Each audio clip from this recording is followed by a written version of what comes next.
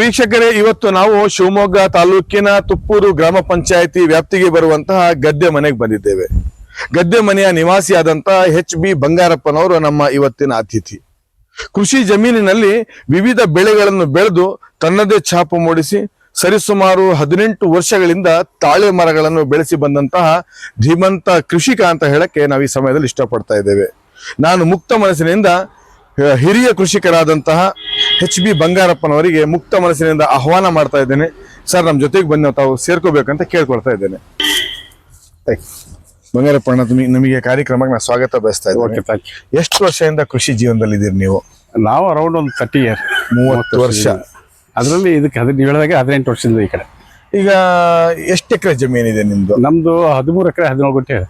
13 ಎಕರೆ 17 ಗುಂಟೆ. ಏನೇನ್ ಬೆಳೆ ಬೆಳೀತಾ ಇದ್ದೀರಿ? ಅದೇ ಅಡಿಕೆ ಮತ್ತೆ ತಾಳೆ. ಅಡಿಕೆ ಮತ್ತೆ ತಾಳೆ. ಈ ತಾಳೆಗೆ ಬಂದು ಎಷ್ಟು ವರ್ಷ ಆಯ್ತು? ತಾಳೆಗೆ ಬಂದು 18 ವರ್ಷ ಮೇಲೆ ಆಯ್ತು. ತಾಳೆಯಲ್ಲಿ ಏನ್ ಲಾಭ ಇದೆ ಅಂತ ಬಂದ್ರಿ? ತಾಳೆಯಲ್ಲಿ ಅದು ಮೊದಲು ನಮಗೂ ಅನಿಸಿರ್ಲಿಲ್ಲ. ಕೃಷಿ ಇಲಾಖೆ ಬಂದು ಹೇಳಿದಾಗ ಹಾಗೇನು ಆಮೇಲೆ ಅವ್ರು ಹೇಳಿದ ಮೇಲೆ ಮನವರಿಕೆ ಆಗಿ ನಾವು ಗಿಡ ಹಾಕಿದ್ವಿ. ಸೇಮ್ ಇದು ತೆಂಗಿನ ರೀತಿನೇ ಬರ್ತದೆ. ಇದು ತೆಂಗಿನ ಮರಕ್ಕೆ 30 ಅಡಿ ಅಂತರದಲ್ಲಿ ನೆಡ್ತಾರೆ. ಇದಕ್ಕೆ ಎಷ್ಟು ಅಡಿ ಅಂತರ? ಇದಕ್ಕೆ 25 ಅಡಿ ಅಂತರದಲ್ಲಿ ನೆಡ್ತಾ ಇದ್ದೀರಿ. ಎಷ್ಟು ವರ್ಷ ಸರಿ ಸುಮಾರು ಬೆಳೆ ಇದು? ಇದು 38 ವರ್ಷ ಬರ್ತದೆ. 38 ವರ್ಷ. ಫಸಲು ಎಷ್ಟು ವರ್ಷಕ್ಕೆ ಕೊಡತ್ತೆ? 4 ವರ್ಷದಿಂದ ಸ್ಟಾರ್ಟ್ ಆಗ್ತದೆ. 4 ಅಡಿಕೆ ತರನೇ 4 ವರ್ಷಕ್ಕೆ ಬರುತ್ತೆ. ಒಂದು ಮರಕ್ಕೆ ಏನ್ ಇಳುವರಿ ಇದೆ?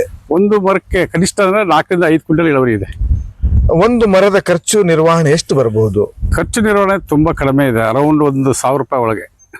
ಒಬ್ಬ ಅಡಿಕೆ ನಿರ್ವಹಣೆ ಮಾಡ್ತಾ ಇರ್ತಾನೆ, ಮತ್ತೊಬ್ಬ ತಾಳೆ ನಿರ್ವಹಣೆ ಮಾಡ್ತಾನೆ. ಇದು ಎರಡರ ಒಳಗಿರುವಂತ ವ್ಯತ್ಯಾಸ ಏನು? ವ್ಯತ್ಯಾಸ ಅಂದ್ರೆ ತಾಳೆನೇ ಬೆಟರ್. ಈಗೇನಾಗಿದೆ, ಅಡಿಕೆಗೆ ತುಂಬಾ ಸ್ಪರ್ಧಾತ್ಮಕ ಇದಿದೆ. ಆಮೇಲೆ ಇದು ಎಲ್ಲವೂ ರೇಟ್ ಜಾಸ್ತಿ ಆಗಿದೆ. ಲೇಬರ್ ಕಾಸ್ಟ್ ಮತ್ತೆ ಗೊಬ್ಬರದ ಕಾಸ್ಟ್ ವಗೇರೆ ಎಲ್ಲ ಕಾಸ್ಟ್ ಇದಾಗಿದೆ. ಆಮೇಲೆ ಅತಿವೃಷ್ಟಿ ಅನಾವೃಷ್ಟಿ ಬಂದಾಗ ಅಡಿಕೆಗೆ ಇದು ಮಾಡ್ಕೊಳಕ್ ಆಗಲ್ಲ. ಇದು ರೋಗ ಏನಿಲ್ಲ, ರೋಗ ಬಾಧೆ ಅನ್ನೋದೇನು ಬರೋದಿಲ್ಲ. ಅದಕ್ಕೆ ಇದಕ್ಕೆ ಔಷಧಿ ಅಥವಾ ಯಾವುದೇ ಸಿಂಪಡಣೆ ಇರೋದಿಲ್ಲ. ಒಂದು ತಿಂಗಳಿಗೆ 2 ಕಟಾವು ಬರ್ತದೆ. ಒಂದು ತಿಂಗಳಿಗೆ 2 ಕಟಾವು. ನಮಗೆ ಒಂದು ತಿಂಗಳಿಗೆ 3 ರಿಂದ 4 ಲೇಬರ್ ಸಾಕಾಗ್ತದೆ. ಹೌದಾ? ಇದು ಮಾರುಕಟ್ಟೆ ಯಾವ ತರ ಮಾಡ್ತಾ? ಮಾರುಕಟ್ಟೆ ಅಂದ್ರೆ ಸರ್ಕಾರದೇ ಒಂದು ವ್ಯವಸ್ಥೆ ಮಾಡಿದೆ. ಪ್ರೈವೇಟ್ ಖಾಸಗಿ ಕಂಪನಿ ಜೊತೆಗೆ ಟೈ ಮಾಡ್ಕೊಂಡು ಅವರೇ ಇದನ್ನ ಕಳಿಸ್ಕೊಡ್ತಾರೆ. ಲಾರಿನ ಡೇಟ್ ಕೊಟ್ಟಿರ್ತಾರೆ ನಮಗೆ. ಡೇಟ್ ಕೊಟ್ಟು ನಾವು ಕರೆದಿಟ್ಟಿರ್ತೀವಿ, ಅವ್ರು ಕಲೆಕ್ಟ್ ಮಾಡ್ಕೊಂಡು ಹೋಗ್ತಾರೆ. ಇದು ಒಂದು ಸತಿ ನೀವು ಕಟಾವು ಮಾಡಿದ್ರೆ ಆ ಫಸಲು ಎಷ್ಟು ದಿನ ಹಂಗೆ ಇಡ್ಬೋದು ನೀವು? ಇಲ್ಲ, ವಿತಿನ್ 2 days 3 days ತಗೊಂಡು ಹೋಗ್ತಾರೆ. ತಿಂಗಳಿಗೆ 2 ಸತಿ ಗಾಡಿ ನಿಮ್ಮ ತೋಟಕ್ಕೆ ಬರ್ತದೆ. ಆ ತರ ಸೌಲಭ್ಯ ಈ ಬೆಳೆಗಿದೆ. ಅಡಿಕೆಗಾದ್ರೆ? ಅಡಿಕೆಗಿಲ್ಲ, ನಾವೇ ತಗೊಂಡು ಹೋಗ್ಬೇಕು. ನಾವೇ ಬೋರ್ ಹೊಡ್ಸ್ಕೋಬೇಕು, ನಾವೇ ತಗೋಬೇಕು.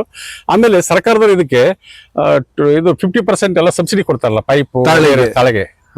ಹಾಗಾಗಿ ಸಾಲಗಾರ ಆಗೋ ಪ್ರಶ್ನೆ ಬರೋದಿಲ್ಲ. ಈ ಬೆಳೆಯಿಂದ ಏನ್ ಲಾಭ ಇದೆ ಅಂತ ನಿಮಗೆ?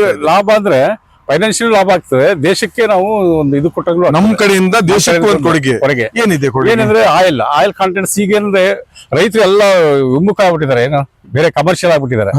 ಈಗ ಮೊದಲಿಗೆ ಉತ್ತಿ ಬಿತ್ತಿ ಇದು ಬೀಜ ಬೆಳೆಯೋರು ಯಾರು ಇಲ್ಲ. ಕರೆಕ್ಟ್.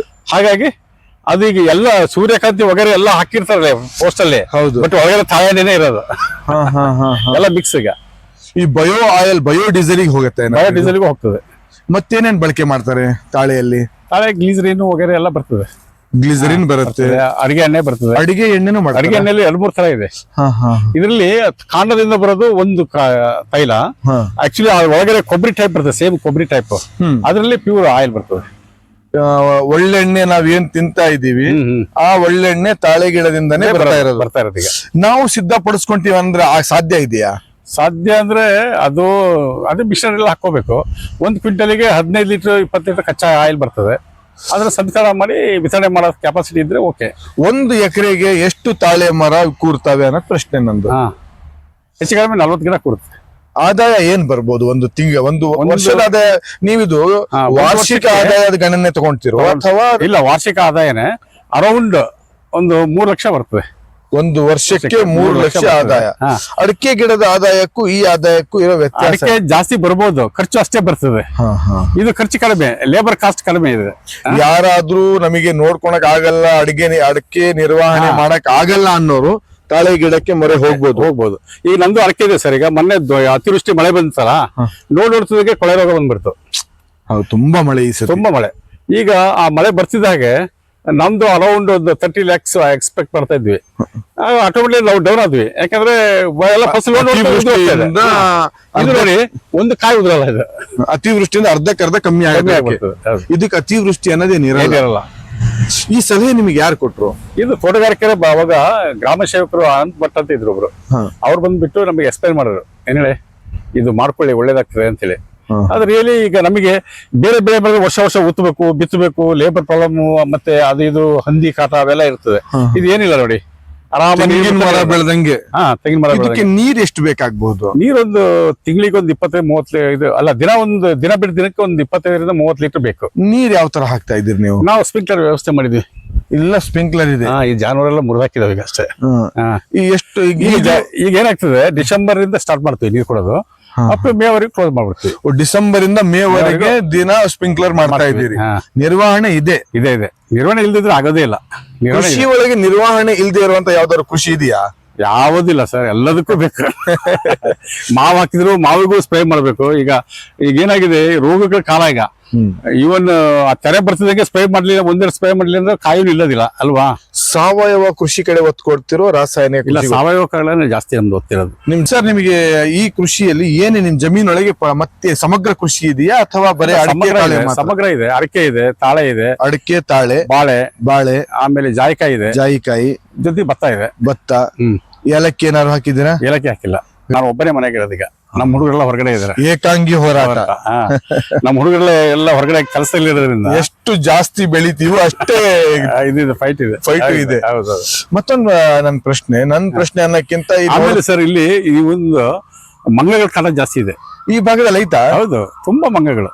ಏನ್ ಮಾಡ್ತೀರಿ ನೀವು ಅದಕ್ಕೆ ಏನಿಲ್ಲ, ಗಡ್ಡ ಹೊಡಿಯೋದು, ಆಮೇಲೆ ಏನೋ ಹೆರಿಸ್ಬೇಕು, ಹೊಸ ತಂದ್ಬಿಟ್ಟು ಹೆರಿಸ್ಬೇಕಷ್ಟೇ. ಮುಂಚೆ ಎಲ್ಲ ಹೊಡೆದ್ ಬಿಡ್ತಿದ್ರು. ಹೌದು, ಈಗ ಕಾನೂನೊಳಗೆ ನಿಷೇಧ ಆಗಿದೆ. ಆದ್ರೆ ರೈತರಿಗೆ ಅದರಿಂದ ತುಂಬಾ ಸಮಸ್ಯೆ ಆಗ್ತದೆ. 100% ಎಲ್ಲಾ ಕಡೆ ನಾವು ಹೋಗಿ ಕೇಳ್ತಾ ಇದ್ದೀವಿ. ಈಗ ಎಲ್ಲ ರೈತರದ್ದು ಒಂದೇ ಗೋಳು, ಮಂಗನ ಒಂದೇ ಗೋಳು, ಬೇರೆ ಯಾವ್ದಕ್ಕಿಂತ ಹೆಚ್ಚಾಗಿ ಈ ಮಂಗನಿಗೆ ಹೊಡಿಯಕ್ಕೆ ಕಾನೂನು ತೊಡಕಿದೆ. ಅದು ಬಿಟ್ರೆ ನಮಗೆ ಜೀವನದ ನಿರ್ವಹಣೆ ತೊಡಕಿದೆ. ಈಗ ನಮ್ಮನೇಲಿ ನಾವ್ ಯಾರು ಇಲ್ಲ ಅಂದ್ರೆ ಮಂಗಗಳೆಲ್ಲ ಬಂದು ಕುತ್ಕೊಂಡು ಜೊತಾಡ್ತಾ ಇರ್ತಾವಲ್ಲಿ, ನೋಡಿದ್ರೆ ಪಾಳು ಮನೆ ಬಿದ್ದಂಗೆ ಆಗ್ತದೆ. ಮಂಗನ ಈ ಸಮಸ್ಯೆಗೆ ಪರಿಹಾರ ಏನ್ ಮಾಡಿದ್ರೆ ಪರಿಹಾರ ಆಗ್ಬೋದು ಅಂತ ಅನ್ಸತ್ತೆ? ಸಾಮಾಜಿಕ ಅರಣ್ಯದಲ್ಲಿ ಅವ್ರು ಏನ್ ಮಾಡ್ಬೇಕಿತ್ತಂದ್ರೆ ಫಲಪುಷ್ಪಗಳನ್ನು ನೆಡಬೇಕಿತ್ತು ಕಾಡಲ್ಲಿ. ಪೆರ್ಲು, ಹಣ್ಣು, ಹಲಸು, ಮಾವು ವಗೇರೆ ಮಾಡಿದ್ರೆ ಅವು ಊರ್ ಬಿಟ್ಟು ನಾಡಿ ಹೋಗ್ತಿದ್ವು. ಹೌದು, ಅಲ್ಲ ಕಾಡು ಇದು ನಾಡ್ ಬಿಟ್ಟು ಕಾಡಿಗೆ ಹೋಗ್ತಿದ್ವು. ಅವು ಈಗ ಕಾಡು ಬಿಟ್ಟು ನಾಡಿ ಬದುಕುತ್ತಿದ್ದವು. ಇದು ಗಮನಿಸಬೇಕಾದ ವಿಷಯ. ಕೃಷಿಕರ ಹತ್ರ ಅನುಭವ ಕೇಳಿದ್ರೆ ಮಾತ್ರ ಒಂದು ಅನುಭವ ಸಿಗತ್ತೆ. ನಾನು ಅರಣ್ಯ ಇಲಾಖೆ ಅಧಿಕಾರಿಗೆ ಒಂದು ಮನವಿ ಮಾಡ್ತಾ ಇದ್ದೇನೆ. ನಮ್ಮ ಹಿರಿಯ ಕೃಷಿಕರಾದ ಬಂಗಾರಪ್ಪನವರ ಸಲಹೆ ಕೊಡ್ತಾ ಇದ್ದಾರೆ. ನಿಮ್ಮ ಅರಣ್ಯ ವಿಭಾಗದಲ್ಲಿ ಹಣ್ಣು ಹಂಪಲು ಈ ತರ ಒಂದು ಮಂಗಗಳಿಗೆ ಬೇಕಾಗುವಂತಹ ಅದಕ್ಕೇನ್ ಬೇಕು ಆತರ ಹಣ್ಣು ಹಂಪಲು ಗಿಡ ಮಧ್ಯದಲ್ಲಿ ನೆಟ್ರೆ ಯಾವುದೇ ಕಾರಣಕ್ಕೂ ಕಾಡಿನ ಪ್ರಾಣಿಗಳು ನಾಡಿಗೆ ಬರಲ್ಲ ಅನ್ನೋ ಸಲಹೆ ನೀಡ್ತಾ ಇದ್ದಾರೆ. ಸರಿಯಾದ ಸಲಹೆ. ಆಮೇಲೆ ಎರಡನೇದಾಗಿ ಈ ಪೇಟೆ ಜನ ಮನುಷ್ಯರಿಗೆ ಯಾರಿಗೂ ಸಹಾಯ ಮಾಡಲ್ಲ. ಅವರು ಆ ಉಳಿದೆಲ್ಲ ತಂದ್ಬಿಟ್ಟು ಇಲ್ಲಿ ತಂದು ಹಿಡಿತಾರೆ ಊರೋಗರು. ಓಹೋ, ಪ್ರವಾಸಿಗರು ಬಂದ್ ಮಾಡ್ತಾರೆ. ಇದೊಂದು ವಿಷಯ. ಪ್ರವಾಸಕ್ಕೆ ನೀವು ಬರೋದು, ಒಂದು ಪ್ರವಾಸಿ ತಾಣ ಇದೆ, ಪ್ರವಾಸೋದ್ಯಮ ಇದೆ, ಎಲ್ಲ ಸರಿ. ಹಳ್ಳಿ ಬದಿಯಲ್ಲಿ ನೀವು ಬಂದು ರೋಡ್ ಪಕ್ಕದಲ್ಲಿ ಏನ್ ಬೇಕಲ್ಲಿ ಒಗಸ್ ಹೋಗ್ಬಿಡ್ತೀರಿ. ನಿಜವಾಗ್ಲೂ ಅದೊಂದು ನಿಶೋಚನೀಯ ವಿಚಾರ. ಅವೇನ್ ಮಾಡ್ತಾವ, ತಿನ್ನ ಆಸೆ ಬಂದ್ಬಿಟ್ಟು ಅಲ್ಲೇ ಕಾಯ್ತಾ ಕೂತ್ಕೊಳ್ತಾವ. ಅವ್ರು ಯಾರು ಬರೋದಾಗ ನಮ್ಮ ಜಮೀನು ಬಂದ್ಬಿಟ್ಟು ತೊಂದರೆ ಕೊಡ್ತಾವ. ನಮ್ಮ ಪ್ರವಾಸಕ್ಕೆ ಬಂದೋರಿಂದನೂ ನಿಮಗೆ ತೊಂದರೆ ಇದೆ. ಹೌದು. ಒಂದು ನನ್ನ ಕೃಷಿಕರ ವತಿಯಿಂದ ಒಂದು ಪ್ರಶ್ನೆ ಕೇಳ್ತೀನಿ. ನಾನೊಬ್ಬ ಕೃಷಿಕನಾಗಿ ತಾಳೆ ಬೆಳೆದೆ ಅಂತ ಆದ್ರೆ ಈ ತಾಳೆಯಲ್ಲಿ ಅಂತರ್ ಬೆಳೆಯಾಗಿ ಪರ್ಯಾಯ ಉಪ ಬೆಳೆಯಾಗಿ ಏನೇನ್ ಮಾಡಬಹುದು ಸರ್? ಅದೇ ಇದು ಬೆಳಿಬಹುದು, ಯಾವ್ದು ಮೆಣಸು, ಬಾಳೆ, ಆಮೇಲೆ ಮೆಣಸು ಇದಕ್ಕೆ ಹಚ್ಚಿಸಬಹುದು. ಓಕೆ, 2 ಬಳ್ಳಿ ಹಚ್ಬಹುದು, ಆ ಕಡೆ ಒಂದು ಈ ಕಡೆ ಒಂದು. ನಾವು ನೋಡಿದ್ವಿ ಪ್ರಶಾಂತ್ ಜೋಯಿಸ್ರು 5 ಬಳ್ಳಿ ಹಚ್ಚಿದ್ದಾರೆ ತೆಂಗಿನ ಮರಕ್ಕೆ. ಇದಕ್ಕೆ 8 ಹಚ್ಚಿಸಬಹುದು. 8 ಹಚ್ಬಹುದು, ಅವ್ರವ್ರ ಸಾಮರ್ಥ್ಯ ಅದು. ಹೌದು. ಆಮೇಲೆ ಇದು ಚಾಕ್ಲೇಟ್ ಹೋಗ್ತದೆ ಸರ್, ಅದ್ಯಾವ್ದು ಒಳಗಡೆ ಒಂದು ಗಿಡ ಬರುತ್ತಲ್ಲ, ವೆನಿಲ್ಲ ಅಲ್ಲ, ಕೋಕೋ. ಕರೆಕ್ಟ್, ಕೋಕೋ ಹಚ್ಬಹುದು ಇಲ್ಲಿ. ನೆರಳಿಗೆ ಅದು ಬೆಳೆ, ನೆರಳಲ್ಲಿ ಬರೋ ಬೆಳೆ ಅಲ್ಲ. ನೆರಳಲ್ಲಿ ಬರುವಂತ ಬೆಳೆಗಳು ಯಾವಿದಾವೋ ಅವೆಲ್ಲ ನೆರಳಲ್ಲಿ ಬರುವಂತ ಉಪ ಬೆಳೆ ಎಷ್ಟೇ ಇದ್ರು ತಾಳೆ ಕೆಳಗೆ ಬೆಳಿಬಹುದು. ಈಗ ನಾವ್ಯಾಕೆ ಬೆಳೆದಿಲ್ಲ ಅಂದ್ರೆ ಮಂಗನಿಗೋಸ್ಕರ ಹೆದರಿ ಬೆಳೆದಿಲ್ಲ. ಹಾ ಹಾ ಯಾವ ಬಯಲುಸೀಮೆ ಕಡೆ ಮಂಗ ಇಲ್ಲ. ಹಾ. ಒಂದು ವೇಳೆ ಬಯಲುಸೀಮೆಯವರಾಗ್ಲಿ ಯಾವ್ದಾದ್ರು ನೀವು ತಾಳೆ ಬೆಳೀತಾ ಇದ್ರೆ ಅಂತರ್ ಬೆಳೆಯಾಗಿ ಕಾಳು ಮೆಣಸು 4 ರಿಂದ 5 ಗಿಡ ಹಚ್ಚಬಹುದು. ಅದಾದ್ರ ಮೇಲೆ ಕೋಕಂ ಹಚ್ಚಬಹುದು. ಹಚ್ಬೋದು. ಮತ್ತೆ ಉಪ ಬೆಳೆಯಾಗಿ ಇದು ನೀವು ಚೆಂಡು ಹೂ ಬೆಳಿಬಹುದು, ಬೆಳಿಬಹುದು, ತರಕಾರಿ ಬೆಳಿಬಹುದು. ಎಲ್ಲ ಉಪ ಬೆಳೆಯಾಗಿ ಅದ್ರೊಳಗೆ 2-3 ಲಕ್ಷ ರೂಪಾಯಿ ಆದಾಯ ಬರ್ತದೆ. ಅವ್ರು ಮಾಡೋದ್ರ ಮೇಲೆ ಡಿಪೆಂಡ್ ಇರುತ್ತೆ ಅಷ್ಟೇ. ಇದು ಕಡೆಯದಾಗಿ ತಾಳೆಯ ಬಗ್ಗೆ ನಿಮ್ಮ ಅನುಭವದ ಮಾತು ನಮ್ಮ ಕೃಷಿಕರಿಗೆ ಏನ್ ಹೇಳಕ್ ಇಷ್ಟಪಡ್ತೀವಿ? ಇಲ್ಲ, ಆಕ್ಚುಲಿ ಎಲ್ಲರೂ ರೈತರು ತಾಳೆ ಬೆಳೆದ್ರೆ ನಾಡು ಇದಾಗ್ತದೆ, ಸ್ವಾವಲಂಬಿ ಆಗ್ತದೆ, ದೇಶ ಸ್ವಾವಲಂಬಿ. ಈಗೇನ್ ಗೊತ್ತಾ, ನಮ್ಮ ದೇಶದಲ್ಲಿ ಪೆಟ್ರೋಲಿಯಂ ಮತ್ತು ಎಣ್ಣೆಗೋಸ್ಕರ ತುಂಬಾ ಇಂಡಿಯನ್ ಕರೆನ್ಸಿ ವೇಸ್ಟ್ ಮಾಡ್ತಾ ಇದ್ವಿ. ಹೌದು. ಅವಾಗ ನಾವು ಅದನ್ನ ಉಳಿಸ್ಬೋದು.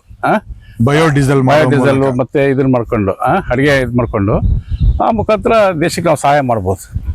ಪ್ರಿಯ ವೀಕ್ಷಕರೇ, ಹಿರಿಯ ಕೃಷಿಕರ ಅಂತ ಬಂಗಾರಪ್ಪನವರ ಇದು ಅಂತರಾಳದ ಮಾತು. ನಾವೆಲ್ಲರೂ ಸಮಾಜದ ಒಂದು ಏಳಿಗೆಗೆ ಮಹತ್ತರ ಪಾತ್ರದಲ್ಲಿ ನಮ್ಮ ಹೆಜ್ಜೆ ಇಡಬೇಕು. ಕೇವಲ ಆದಾಯ ಅನ್ನೋ ಒಂದೇ ಒಂದು ಸೂತ್ರ ಹಿಡ್ದು ಯಾವುದೇ ಕಾರಣಕ್ಕೂ ನಾವು ಹೋಗಬಾರ್ದು. ಆದಾಯದ ಸೂತ್ರ ಬಿಟ್ಟು ದೇಶಕ್ಕಾಗಿ ನಮ್ಮ ಕೃಷಿ ಜಮೀನಿನಿಂದ ಏನು ಸೌಲಭ್ಯ ನಾವು ಕೊಡ್ತಾ ಇದ್ದೀವಿ ಅನ್ನೋದು ಮಹತ್ತರ ಪಾತ್ರ ಆಗತ್ತೆ ಅಂತ ಒಂದು ಕಿವಿ ಮಾತು ಹೇಳಿದ್ದಾರೆ.